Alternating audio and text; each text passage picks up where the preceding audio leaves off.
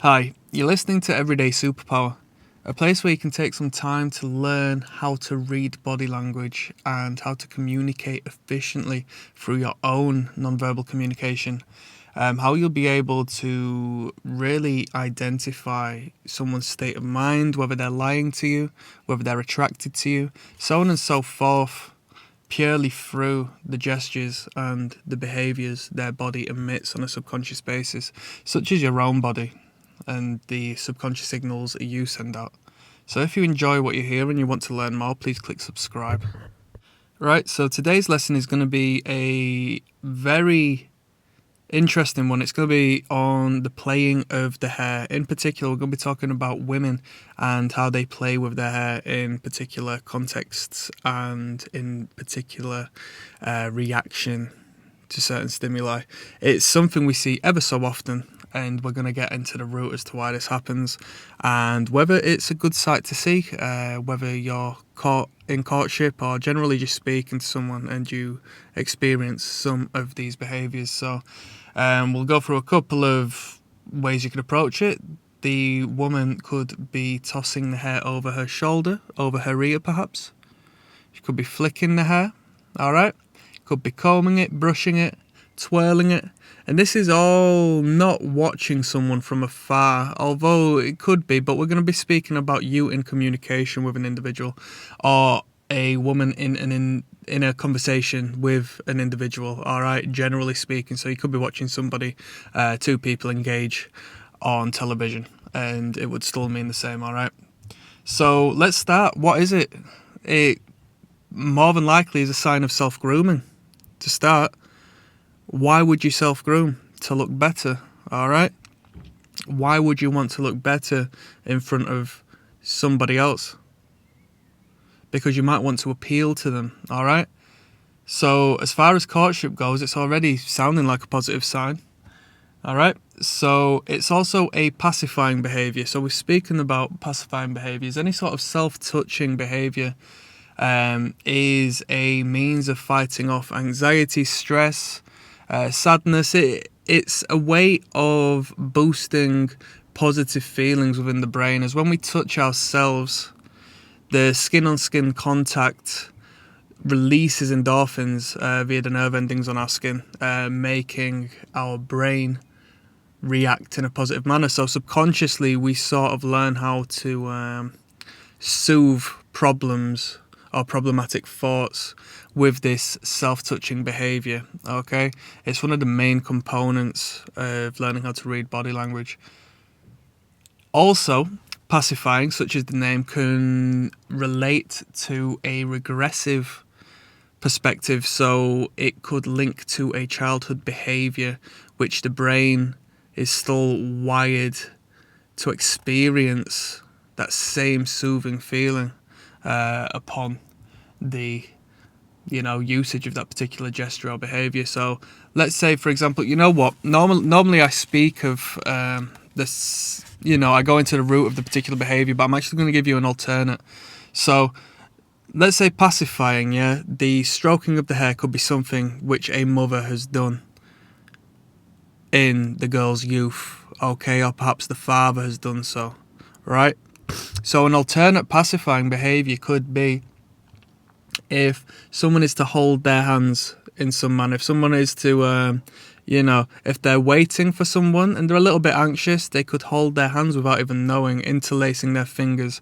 Now, that could definitely just purely be down to the skin-on-skin contact and the good feelings that provides. That, is definitely the case. That could be 100% of it, but it could also just be 50% of it, because it could also regress that individual back to a time, or regress the brain, okay, the subconscious, back to a time where their mother used to hold their hand when walking across the road or walking to school, and that feeling of safety and security that came with it, all right?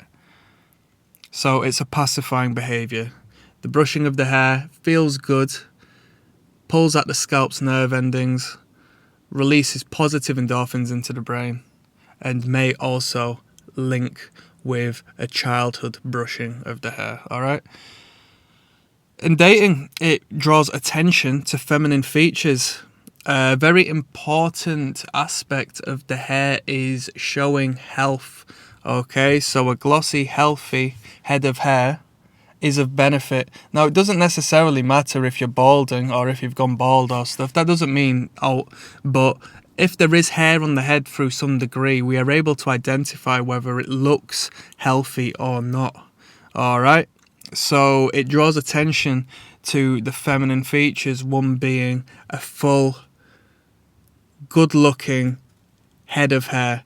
Now, moving the hair around the ear, exposing the neck, is an attraction to the neck, all right? So we've spoken about this, the neck exposure, the wrist exposure, so on and so forth. So I'm not going to get into too much depth on that. You'll have to check out my videos and go search that. I've got thorough reviews on them behaviours. But, you know, the raising of the hand, touching of the head can be used to draw attention to feminine features, as movement attracts attention and our eyes are drawn to what she may be fidgeting with, all right? So, as I said, it displays health, youthful qualities and fertility. That's the head of hair in particular. Now, as far as clusters and the cluster of behaviour that may come with it, is she tilting her head, exposing her neck and showing interest in you? Are her ears exposed? She's hearing you out. Is there any form of sexual touch? What comes along the touching of the hair? Is it slow and sensual, or is it brisk and so subconscious that it's just an automatic response to perhaps a look you've given her or something you or her have said? Is there eye contact when she does it? That is very important to consider, because then it's directed at you, all right?